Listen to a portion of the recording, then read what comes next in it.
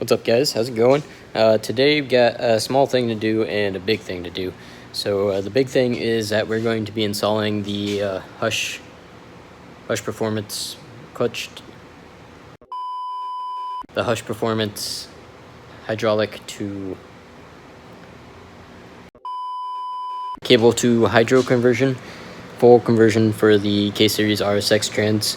We're also going to be polishing up the fenders, which you can tell already been done, but there are some small areas. I don't know if the camera picks it up very well, but right in here, these fenders are very heavily oxidized. If you could tell from, I think, the review video, you can tell that they almost look like they've been painted white.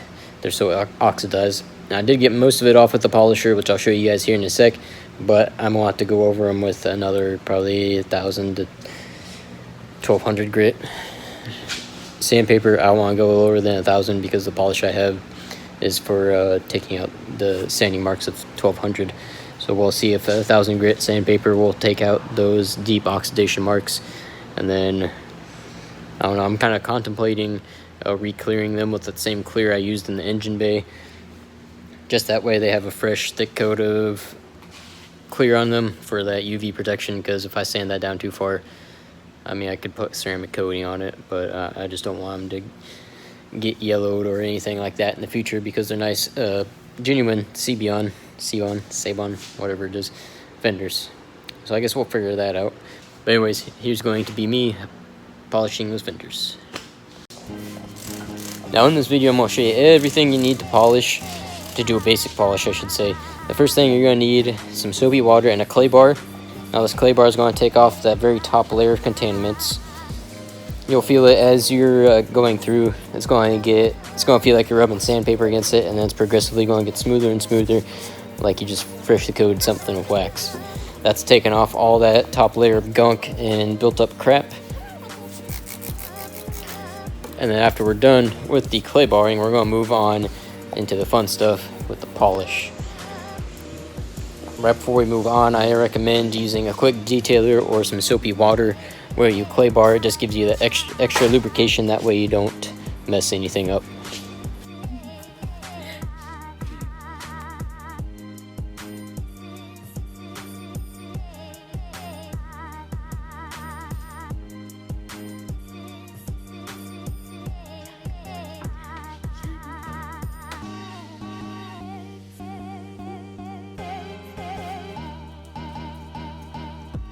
Alright, so now that we got this smooth, you're not going to see a difference yet, but you will after this first stage of polish. So we're going to go ahead and use Meguiar's 105 polish, which is an ultra cut. It cuts out sandpaper marks up to 1,200 and gets rid of all the swirls and stuff. So I picked up this polisher and some polishing pads from Harbor Freight, and on the back of the package, it's actually really helpful. They have 3 stages of pads for 3 different grits. One of them is going to be the cutting, the other one's going to be the polish / wax prep, and then the next one is going to be for the wax and the sealant. So we're going to go ahead and start with the orange pad, and we're going to apply polish liberally. Doesn't really matter if you apply it to the surface or the pad, just follow the manufacturer's instructions on whatever polish you'll be using, and we're going to get the majority of this oxidation off through these passes.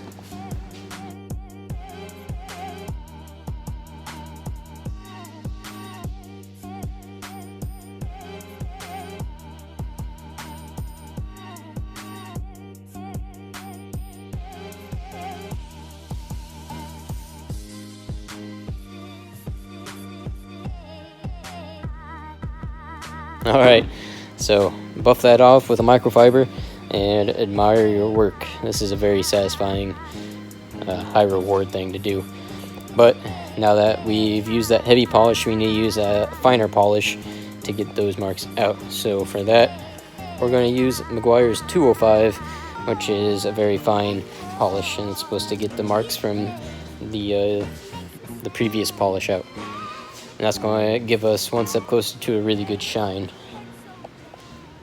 So we're going to repeat the same process, pretty much apply it liberally, and then go over, work in small areas, go slowly, but don't stay in one area too long, otherwise you'll burn right through the paint, and then you got a big problem on your hands.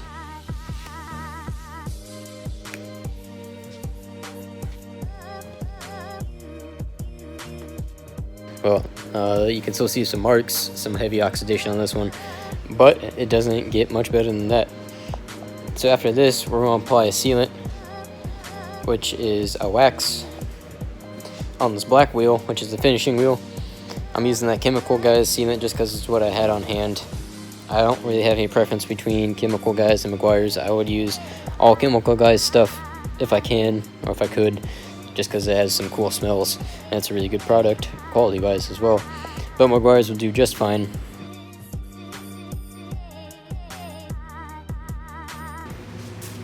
Whew.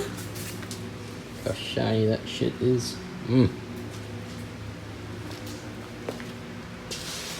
God dang. This for a while. I've been kind of preoccupied, but I've been super excited to install this. It's kind of one of those things that you really want, but a lot of times on a budget can't afford. But I was actually surprised. This isn't really that expensive. I mean, I got the billet reservoir because I'm bougie. So that added some cost, but I mean, just like the base version with the bracket and the master, it's really not that expensive. So I highly encourage you to look into it rather than using the little bracket with the thing that holds the clutch cable, because those always mess up. Anyways, so here is our full hydraulic conversion kit. Here is our conversion bracket. So that's going to bolt up to our pedals, and that's going to be where the master cylinder sits on the clutch pedal. Since I am too broke for a workbench, just kidding. I have the top for a workbench, I just haven't either ordered or made the legs yet because I'm lazy. The conversion bracket will pretty much go on here like so. Here is where the master cylinder will sit. So we gotta take off this bolt here and this bolt here, slide these through, and we're not going to completely tighten them yet because we have to drill a hole through the clutch pedal right here. Alright, there we go. So like I said, you gotta loosen that bolt, and the washer. You're gonna reuse both of them. Don't tighten them all the way up yet because we still have to adjust it when you put in the master cylinder in. So now we need to center this as close as possible, and we're going to have to drill a 15/16 hole here, and that is where this bolt is going to go, right through the clutch pedal. Sorry, time joint's kind of funky on me, but it'll be sitting approximately right there. Just going to try to go ahead and eyeball this.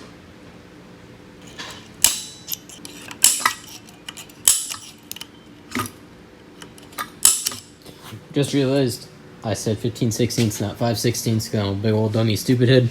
So don't listen to anything I say. Do as I do, not as I say. Alright, so we're going to go ahead and get this pilot hole drilled. I don't think I can do it with one hand, so I'm going to go ahead and put you guys down real quick.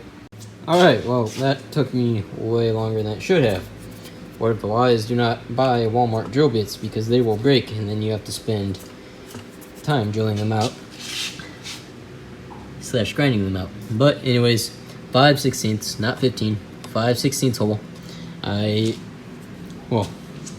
would have just used a small drill bit, pilot hole, and then I used my Christmas tree bit to go down to 5/16.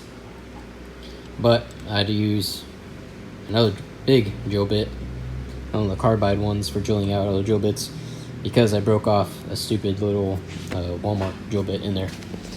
Anyways, now that we have that hole drilled, we'll grab the master real quick. Alright, so we're going to go ahead and take this bad boy out, and the other counterpart that is now attaching to the clutch pedal. So I'm going to go ahead and drop these bolts in. So to bolt this in, I went ahead and flipped these two around. I couldn't get the bolt to go in through that one, so I just stud bolt thread, whatever the hell you want to call it, thread side out. I did that on both because I didn't want one looking different from the other because it bugs me. Anyways, so you can kind of see now how that heim joint almost lines up. Now we gotta get this hanging, well, threaded in, and you gotta get the rod to push in damn near as straight as possible, because you can't want the rod pushing the piston in the master cylinder like out into the side. So Hush Perfomance supplied us with all these washers, and we're going to go ahead, we're going to put this bolt in with the threads facing out that way, and we're going to try to get this as straight as we can. So I actually went ahead, changed out 2 washers for 1 instead of moving that 3rd one into there, or moving this one into here and making it 3. It looks a bit more straight now. It's hard to show you with one hand and the bracket's still flexing, but that is about as the crow flies.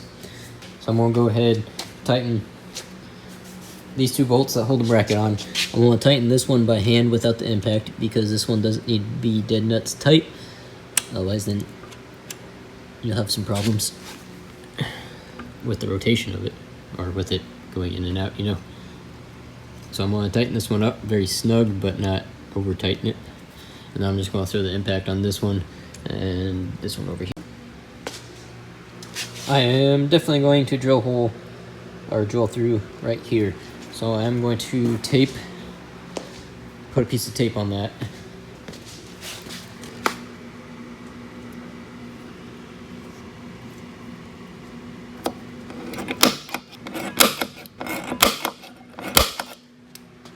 Alright, so we'll go ahead and drill through right there. I just eyeballed it. If you want to be particular, you can center it perfectly, but oh well, it's fine. So I'm going to go ahead and drill a pilot hole right through there, and then we're going to take the ever-famous Christmas tree bit and expand the hole until it's about wide enough to clear the threads perfectly. That a 7/16 hole is almost perfect. It's good enough where you're not marring the threads up, and it's small enough to be covered still. So I'll go ahead and let's take this off. There we go. Then damage our fresh AF paint job. They're nice enough to supply you with nice AN fitting and a washer.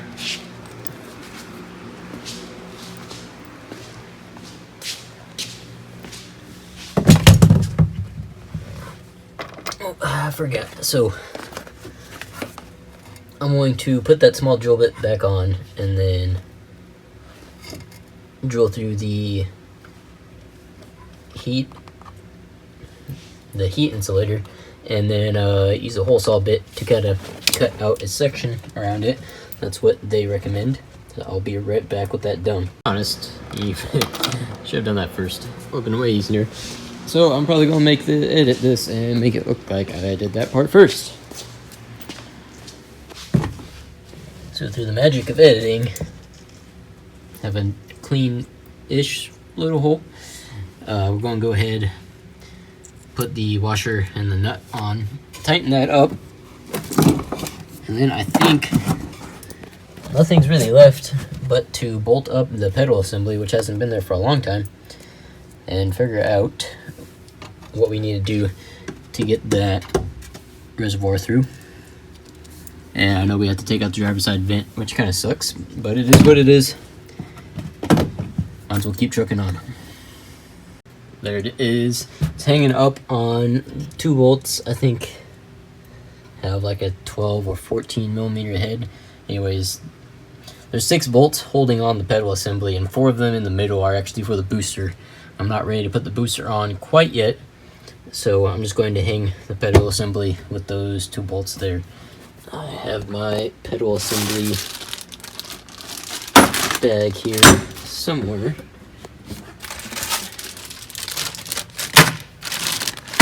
Bada bing.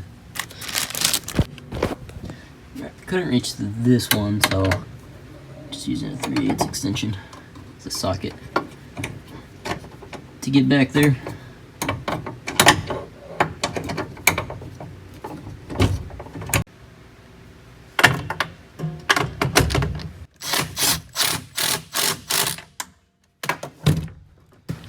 about you guys, but I feel like this pedal doesn't have a lot of travel in it.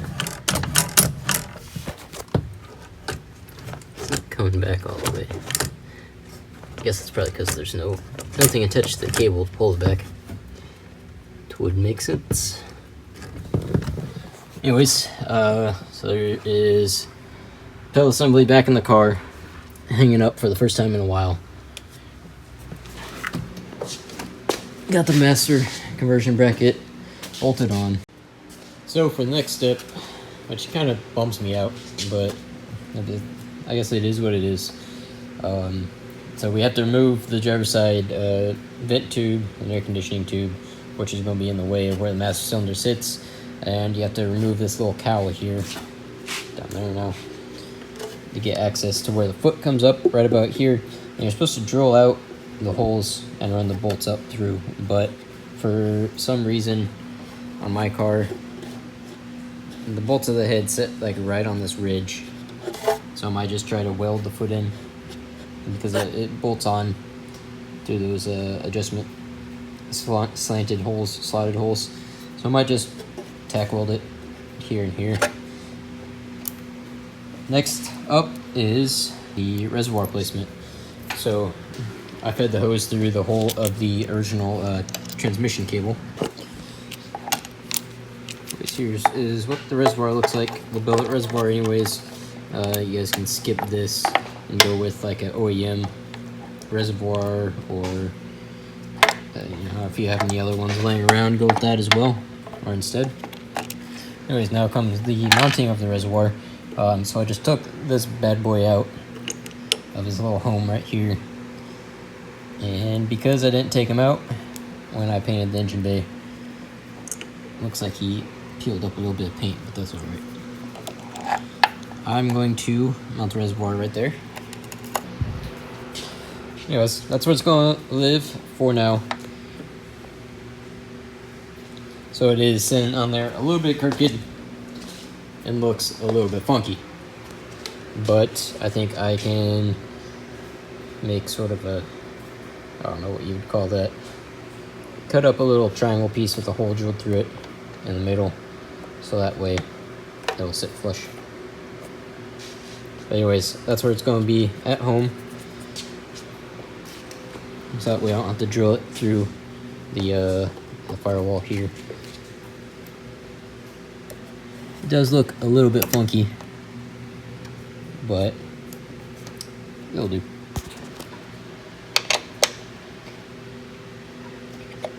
But there we are. It does look pretty nice. I'm glad I went with the billet reservoir. Worth the extra money. Like I said, I will be crafting something that will kind of be beveled on an angle, the hole drilled straight through, so that way this will sit flush and straight up. Anyways, I'm going to take the end of that hose and run it straight into the reservoir. I'm not sure which way I'm going to have the reservoir facing it, so I'm not going to cut the hose. Most likely up and around like that, but I'm gonna see if there's any way I can keep the air. I'm gonna have to get some creative somehow, but I'd like to try my hardest to keep some airflow, even if it's just a little, some.